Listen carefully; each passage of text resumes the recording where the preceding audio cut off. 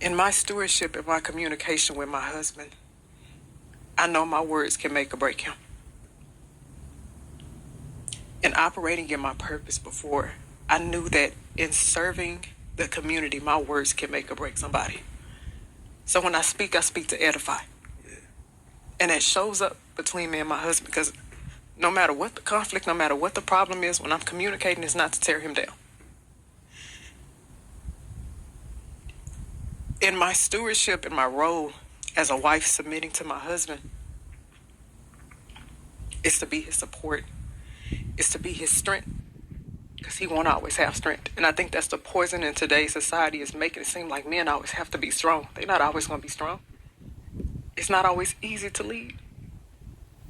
It's not.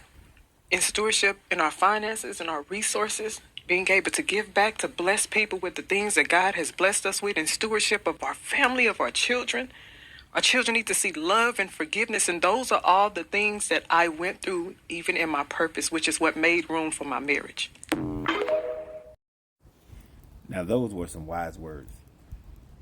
Now, it doesn't matter what your spirituality is, what your religion is, whether you're unaffiliated or you're, you know, Christian, Muslim, Jew, Buddhist, Hindu.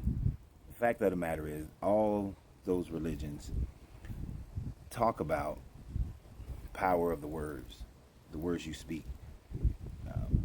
Even the unaffiliated or the atheist understands that the frequency of the vibration of your speech has its impact. We were all told this lie when we was growing up, that sticks and stones may break my bones, but words would never hurt me. No. Sticks and stones may break my bones, and I will eventually heal from them. But the words that you speak can destroy or uplift someone. Words are like a hammer. I could choose to build a house with a hammer that provides you security, that provides safety, that provides for you warmth and cooling. I can a shelter, a place to go, a safe place. Or I can take that very same hammer and go up to a house and I can tear it down, pull it out board by board, nail by nail, take away and release you to the elements, release you to the wildlife, take away all your security, all your warmth. Your words are like that.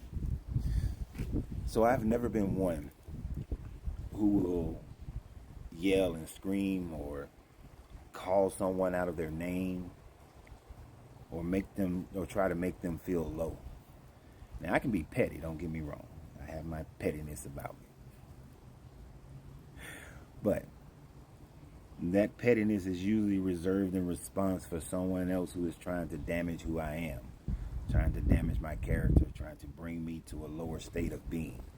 That is not acceptable, nor would I allow it to be done. But when we are engaged in a relationship where we are seeking to live the rest of our lives together, then there is no room for trying to tear each other apart. I was recently speaking with a couple, and she does not feel loved.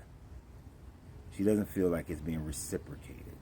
Now, they were dating for 6 years and finally got married, in a sense where they are now in one household, and dating is different than being in the same household. And she is not feeling that she's getting the reciprocation from her husband as she thought she would, and as much as she is given. And when I asked, have you expressed your feelings to him? Have you expressed how you feel about the situation? And she first said yes, but in the way that she said it, I knew that she wasn't telling me the full truth. So I said, well, how do you speak to him? Is it a discussion, or is there yelling? Is there snide comments coming out?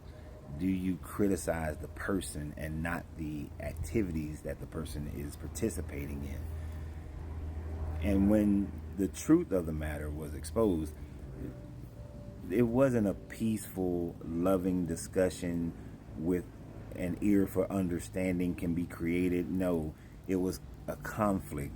It was aggressive. It was finger pointing. So, with it being that situation, the resolution is not going to come.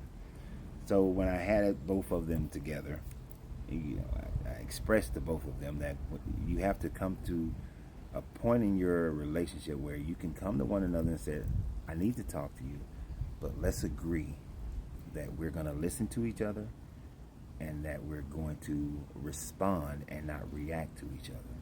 That we're not going to call each other names. We're not going to listen already with an answer or response. But we are having this conversation because we want our love to grow. So by prefacing the conversation, it will help to alleviate the arguing, the yelling, the screaming, and it will help you in the way you talk to your mate. And you will realize that you'll start talking better to your mate over, in general, more so that you are constantly in a state where you're edifying your mate. And if you've ever done this before, change your way of talking to your mate, let me know how it's worked for you. I know for me, I've never been that way ever. I've never called any woman that I was dating or with out of her name, and I don't think I really even have called a woman out of her name in my life. But I'm not going to claim that one yet because I can't think of any time. So that's just a natural part of my personality. But what do you guys think? Is it something that you need to work on for yourself? Do you think that yelling and screaming and arguing and calling each other names is a form of passion? As was once said to me, that is a form of passion, and that's how people just talk? That's how couples who love each other respond? Or do you, just as I did, realize that that's a bunch of bullshit and that takes away my peace? And taking my peace is not ever going to work. What do you guys think? Always remember, you have to free yourself to be yourself because your greatness is non-negotiable. Good journey, good vibrations.